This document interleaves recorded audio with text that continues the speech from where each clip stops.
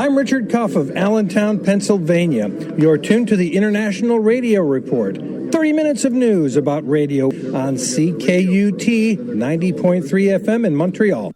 Welcome, everyone, to the International Radio Report for Sunday, January the 8th, 2023. My name's Sheldon. I'm here with Jill. We thank you for tuning in today, our 30-minute visit with you for news and information from the world of radio. We are live streaming on ckut.ca. And we are also on Facebook with our Facebook group, International Radio Report. We want to welcome Lawrence, Keith, and James joining the group this week. Brings us to 878 members. Our show is also available to you on YouTube. You can find us, International Radio Report, in a search on YouTube.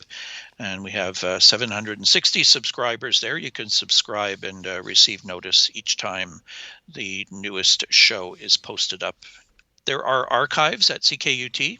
They're sometimes a little hard to manipulate, but if I know some of our listeners do go and get the show from the CKUT archive, so you can find that at ckut.ca. We have a show this week that has a bit of a theme running through it. Something we've been talking about on the show for a long time, the future of radio and people saying that radio is dead and nobody's listening and stations disappearing and all of those horrible things that people are talking about. Well, many of our stories, pretty much all of our stories today, have that sort of theme. People looking at where we might be headed in the new year, 2023, a couple things that have already happened with respect to stations changing. So some interesting stories. I think you'll enjoy it. You'll see the theme running through the show. And we'd certainly love to hear from any of you. If you have comments, we will put our stories up online on the Facebook group for you. So we kick off right here in Canada with a gentleman who runs a Facebook page called the Canadian Radio News.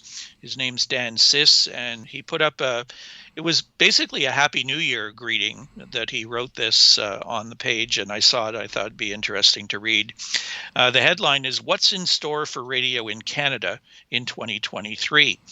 Dan goes on to say, 2023 could be a very interesting year on the Canadian radio scene now that the CRTC has allowed one company to own 3 FM stations in their respective markets. Not so much in major markets where no space is available on the FM band for expansion, but this could have a huge impact in medium and smaller size markets where plenty of FM allocations are available. Also, if the rumors about CHQR 770 in Calgary flipping over to 107.3 FM are indeed true, this could have major implications. Will Chorus, one of the major companies here in Canada, follow suit in other markets by basically killing one of their FM stations or the format on their FM station and replacing it with an existing AM news talk station? He gives examples such as CKNW 980 in Vancouver, CHED 630 in Edmonton, CJOB 680 in Winnipeg, CHML 900 in Hamilton, CFPL 980 in London, and CFIQ 640 in Toronto. A lot of nails could be hammered into AM radio's casket in 2023. Well, AM radio, that's the place where everybody's looking at and wondering the future with noisier bands, with electric cars, with radio sold without even the AM band on it. You know what? It's not looking good. How many people are listening on the AM band is also a question. What's the take on this? There are stations here in Montreal. The AM market there's a lot of stations that go to certain communities like the Arabic community, the Haitian community, the mainstream stations. That's all going away or going on the FM band.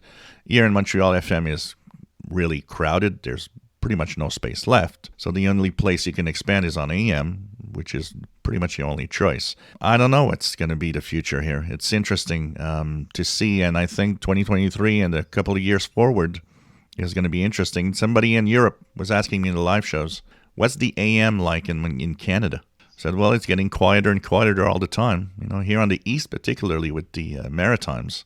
Yeah, there's only a few stations left in the 4 maritime provinces combined. You've certainly got, it's got to be less than 10 AM stations left in the whole 4 provinces, I think. And here in Montreal, if you took CJD 800, the English News Talk station, and TSN Radio, the sports station, away from AM, it's like you said, there's really very, very little left. They're low powered. They're mostly ethnic stations. Yep. And the audiences are not huge, and the noise levels are very high.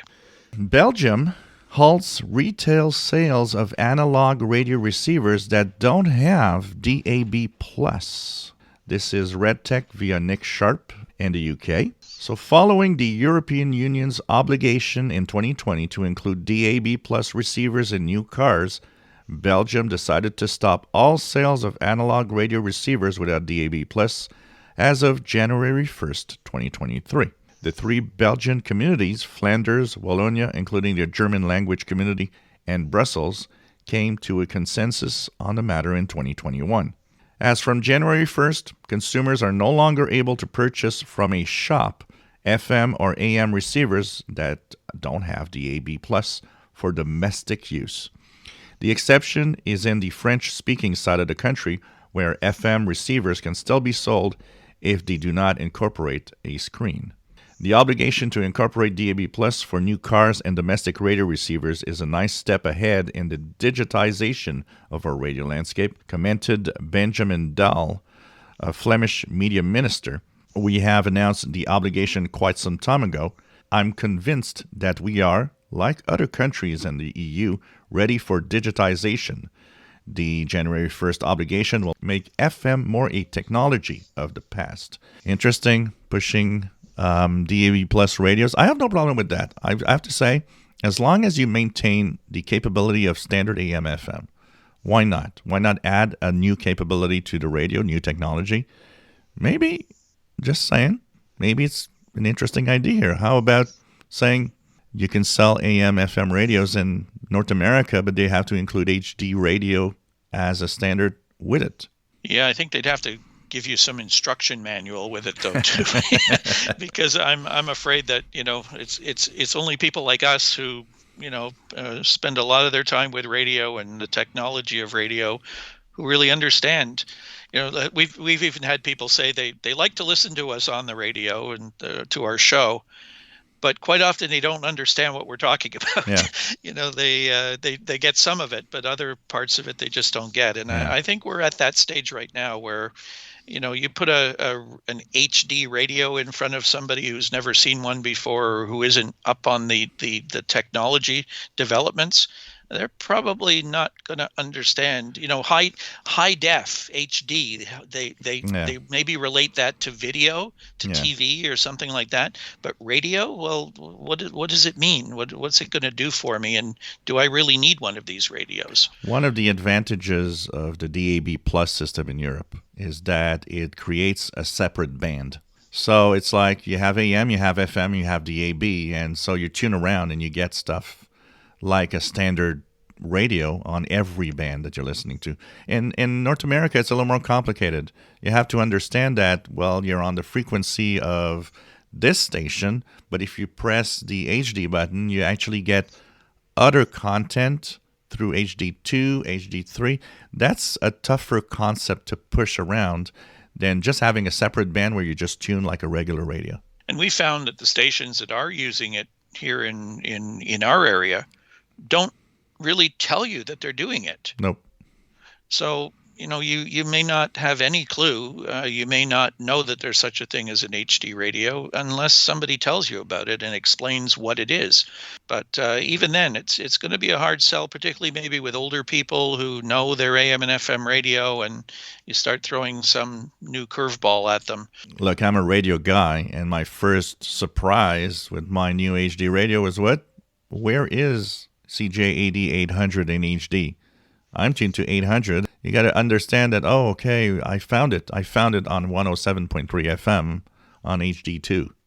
Yeah, it's 3. kind of piggybacking on another station that has the HD capability. Try to explain that to somebody, that not only are you in HD, you're not in HD on the main frequency you're actually using to transmit.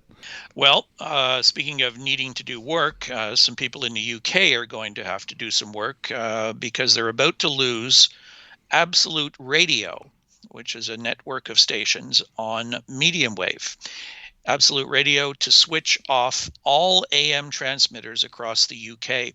This comes from Radio Today UK via Andy Reid in Glenn Hauser's World of Radio IO Group. Bauer, the company, is removing Absolute Radio from medium wave this month as it turns off all AM frequencies for the stations across the country. Absolute Radio launched exclusively on AM as Virgin Radio 30 years ago in 1993, using predominantly 1215 kilohertz, along with fill-in relays on 1197, 1233, 1242, and 1260 kilohertz. Some of these have been turned off in recent years in places such as Devon, Merseyside, and Tayside. Whilst this is a historic milestone for the radio industry, it shouldn't affect many listeners, as just 2% of all radio listening currently takes place on AM. Absolute Radio also lost its FM frequency in London in 2021 in favor of the ever-expanding Greatest Hits radio network. The move makes Absolute Radio a digital-only service broadcasting nationally on DAB and also online. 1215 kilohertz, which is 247 meters, was previously used by BBC Radio 1 when it launched, and later BBC Radio 3. Prior to 1967, it was used by the BBC Light program. In addition, Bauer has also announced licenses carrying Greatest Hits Radio in Staffordshire, Cheshire, Bradford, and Huddersfield, and Teesside will also be turned off. GHR is available, which is the Greatest Hits Radio, on FM in West Yorkshire, and will soon be available on FM in Staffordshire and Cheshire. So that's a big network of stations leaving the AM band, although that's a surprising number when they say that only 2% of listening is being done on AM. Made me think of the Montreal market suddenly, and thinking of, so we've got CJAD Dominant, which is the Anglophone station.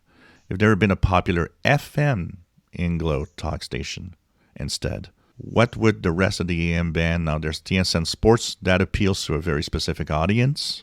I would wonder if we do reach 2% of people actually tuning in the AM band if CJAD wouldn't exist. Yeah, very true. And being an Anglo station as well, it is only reaching a small chunk of the Quebec population, which is predominantly French-speaking. So yeah, although it's a big share, it's a big piece of a smaller pie. Yep. So what's happening with our sun? Well, our sun is about to be extremely active. When the Space Weather website starts its first article with a dangerous sunspot, I think it tells you that this week is going to be very interesting to look at. So there's been, in the past week, first of all, some geomagnetic unrest from time to time with a lot of solar wind from different coronal mass ejections that happened from sunspots that were flaring a little bit. But that flaring is about to become even more intense. A new sunspot, AR3182, has actually, in the past 24 hours as we're recording, already sent us a X1 flare. X flares are the biggest, strongest flares the sun can make. So they're expecting that more X flares might actually be coming in the next few days. Examine what's happening with the sun. Spaceweather.com is a great place to check it out. Sunspot number 183, solar flux 154. In between the flaring, in between the geomagnetic storming, pretty good conditions when it happens. But even when geomagnetic storming happens, shifting propagation makes it interesting to hear other types of stations. Sometimes stations to the south become more prevalent on the bands. But you know what? The best way to know what's happening with our sun and the propagation is to turn on a radio and listen. This is Gary Neal of Cockeysville, Maryland. You're listening to the International Radio Report on CKUT 90.3 FM in Montreal. Yeah, we continue our theme for today's show of the future of radio. Is there a future? And you have a story from Broadcast Dialogue. Where will the next wave of radio talent come from? That's a pretty good question, actually. This is by Dave Charles, president of the Media Results, Inc. And where will the next wave of radio talent come from? This is a question I've been asked over and over again by clients, radio owners, and personalities who are not sure that radio has a future in a fragmented media world. They may be right. Radio used to be the source for new music. Spotify does that now. I get most of my breaking news on Twitter, as well as current traffic and weather. Attracting, engaging talent and drawing on radio's ability for immediacy will be key to its staying in power. The next wave of radio talent is already here, but finding that talent is the challenge that many content directors are not up for. The next generation of talent will be those who can bring their authenticity and street smarts to the airwaves. Let me give you a hint. Street buskers, bar staff, new comedians, bloggers, pro athletes, TikTok, and musicians who face live audiences every night. These are only a few examples of areas I've exploited for new talent. You're looking for characters, not big voices. That's the key. One of the ways I've found talent is to offer potential on-air personalities a tour of the radio station. At the end of the tour, everyone does an interview-style voice test rather than the traditional weather read or song intro. What you want to achieve is a conversational setting to get the essence of what each person is all about. The best personalities for this audition are invited to come back to the station and enter an intern program to develop their basic skills. The best ones get opportunities in smaller market stations to build their chops. In my view, radio should be live 24/7, especially on the weekends. Voice tracking has improved over the years. However, let me suggest that having live talent on air gives your station far more scope in both interacting with your audience and your ability to respond to local breaking stories immediately. One of radio's original strengths was offering immediacy. It's still very important. Some radio groups are networking formats like Move, Kiss, The Breeze, Hot, and Pure Country, but not to the extent that Australian radio groups are doing with AM, PM, and evening shows. Network shows are okay, but they miss an opportunity to localize. And don't forget shout-outs too. Active access to station listeners via texting is key to keeping an active audience base engaged. By losing immediacy and access, radio has given up important turf. Today's listeners know where to go for new music and the latest information. Think about that for a minute. How much more turf will radio give up before it's too late?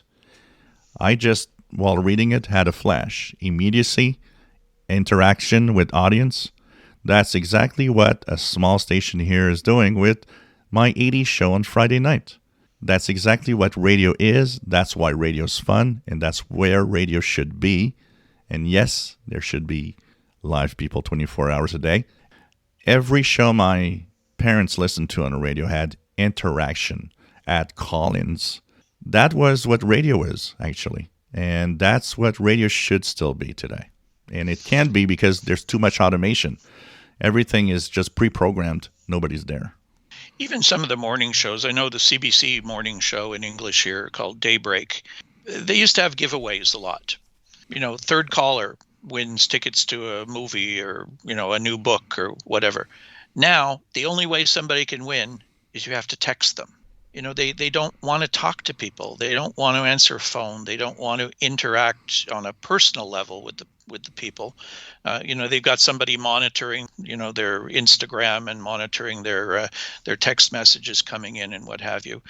The person, even though it's a live person doing the show, the interaction is not really there. Yeah. They make it appear that it is, but not necessarily is really happening.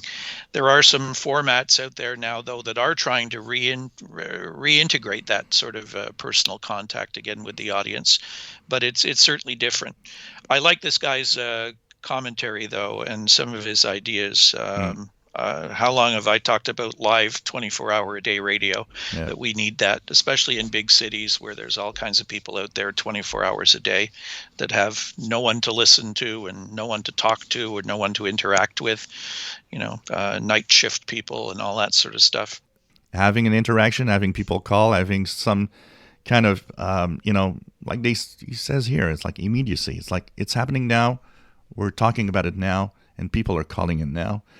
Well, we talked about that during the hurricane season down in Florida, where, there was one AM powerhouse radio station that stayed on the air and was taking phone calls from people. And, all kinds of people were indicating, wow, we found you on the radio, because otherwise they were tuning across, and what were they hearing? The FM stations in the middle of the worst storm of the century practically were playing their pop music and what have you. They just didn't have anybody there to go on the air. Immediacy, like you said, is really, really important when something big is happening. Finally, Sean Ross from Ross on Radio via Radio Insight writes an interesting commentary. It's wide open for radio. He quotes a few headlines from the last few months. Did you see them all, he says? Is the music industry love affair with TikTok dead? Billboard published another headline. Playlists don't hit like they used to, detailing how users were shifting away from marquee editorial collections in favor of more personalization. And veteran radio programmer Randy Cabrich tweeted an article headlined, Amazon Alexa is a colossal failure, on pace to lose $10 billion this year. There are other sectors of radio that have seemed to flourish, even as broadcast radio's music radio struggled. In recent days, there have been ominous stories about slowing subscriber growth at SiriusXM and a hiring freeze, not layoffs, at National Public Radio, NPR. All of those stories need to be viewed realistically. I hear stories where badgering the artist to post more TikTok videos is seemingly a record label's entire promotional strategy. Even Billboard is still running positive stories about TikTok's impact as well. At various points this year, I have found myself thinking that TikTok is the new radio. The thing that young adults carry about, offering the steady stream of new music no longer consistently found on radio. If TikTok isn't paying off in the same way, music isn't breaking without TikTok either. Even if they'd broadcast radio's competitors, I'm not necessarily happy to hear bad news about Amazon or SiriusXM either. It always seemed naive to believe that smart speakers would drive people to broadcast radio and not Amazon Music, but Cabrich is right in that it's the strategy radio has most relied on. AMP has the ability to bring radio's functionality to a new platform. SiriusXM has often been a last bastion of the classic radio experience for subscribers. I'm not rooting against anybody trying to do radio. In recent years, I've consistently asserted that people will always want what radio offers, the combination of companionship, shared experience, entertainment, and curated music. Broadcast radio is having a hard time offering these things. Amazon and Apple Music have the ability to offer these things, but have thus far not quite done so. TikTok and streaming can unleash a handful of phenomenal records, but cannot yet replace radio in offering 25 hit songs at a time that most fans of popular music will know, even if radio struggles to do so as well. The prospect is a world with no hit music, which doesn't seem like a lot of fun because even fewer hits are no fun. I'm in no way against the relocation of the radio experience into another platform. I hung with AM music radio longer than anybody, but it didn't irk me when most of my music listening transitioned to FM. If there's a better home for the radio experience, I only hope that it provides a path forward for my broadcast industry friends. At the end of 2022, the opportunity for radio to fill its own niche and appoint its own successor still exists, because nobody is yet doing radio better than radio. These stories reaffirm that. In 2023, it is still wide open for radio if Labels and radio work together to reestablish radio as an alternative stream of new music development that augments streaming and TikTok, and find a valuable promotional model for doing so. Broadcast radio's endless stream of choices are organized into a viable, coherent, more appealing offering along the lines of SiriusXM with a more listenable stop-set experience. Broadcast radio finds a way through its cutbacks and consolidation to offer the things that showcase its strength, personality, and local information. This opportunity became apparent at the beginning of COVID, which is now nearly 3 years ago. But for 2023, radio's rights to do radio have been renewed for another year because better finance groups have failed to bid on them, or maybe weren't as better financed as we thought. Broadcasters need to be reminded of that. Broadcasters need to acknowledge that. I think there's too many of these so-called experts that are driving radio in a direction that it's not exactly what we want. It seems that, there's a common theme in a lot of these stories we had today here that, radio does radio best. And, why is there this big move to get away from it and go to these other technologies? It's worked for so many decades. It can continue to work if people let it work and make it work the way it's supposed to work. There's no magic in Sirius XM in like recreating whatever new media that's extraordinary. What I see in Sirius XM is they took what we wanted about radio and put it there. Yeah. I got so many channels that I listen to now that it's, when you think about it, the good old traditional radio, but I'm listening to their own services instead of the radio. But if it be on FM, for example, on a station, I'd be inclined to turn on the radio again. Yeah. But it's good old radio and a new platform. Yeah, they brought a lot of the old radio people back. A couple of the channels that I listen to have DJs that are late 60s, 70-year-old DJs who were there, in the big heydays of radio. They're back on the radio. It's coming out of a different box, though. That's really the only difference. Yep. And, that's the key. They killed off real radio to see audience go find real radio somewhere else. It's strange, very strange. When you had the tool in your hands all the time, but you just stopped using it and went to a different tool. Yeah, it's very strange. So we have upcoming ham radio contests. A few things for you coming up next weekend. First is an event organized by the Indonesian Amateur Radio Association. It's the YBDX contest. 0-100 to 2359 Zulu, January the 14th. It's a sideband contest, 80 through 10 meters. There's the UBA PSK 63 prefix contest, 1200 Zulu, January 14th to 1200 Zulu, January 15th, organized by the Royal Belgian Amateur Radio Union. The mode is PSK 63 only. Bands are 80, 40, 20, 15, and 10 meters. And finally, the North American QSO Party, CW, 1800 Zulu, January 14th to 0559 Zulu, January 15th. It is organized by the National Contest Journal. The mode is CW, and it is 160 through 10 meters. And we are out of time. Yes, we are. We thank you for tuning in. Maybe on your radio or whatever other device you like to use. We thank you for tuning in. We will be back again next Sunday morning with our next edition of the show, the International Radio Report, on CKUT 90.3 FM in Montreal. Any of your comments, we'd love to hear from you. Radio Report at yahoo.com or our Facebook group, International Radio Report. Bye-bye, everyone.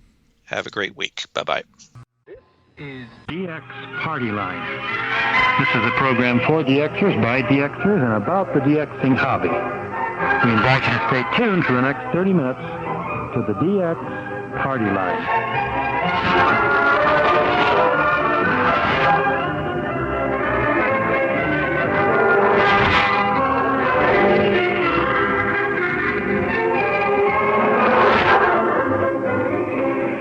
It's Monday, Time for another Monday edition of the DX Party Line. I'm Clayton Howard, your host, and my wife Helen will be along a little later in the program. And this is rather a difficult or hard, I don't know quite how to describe it, program for us.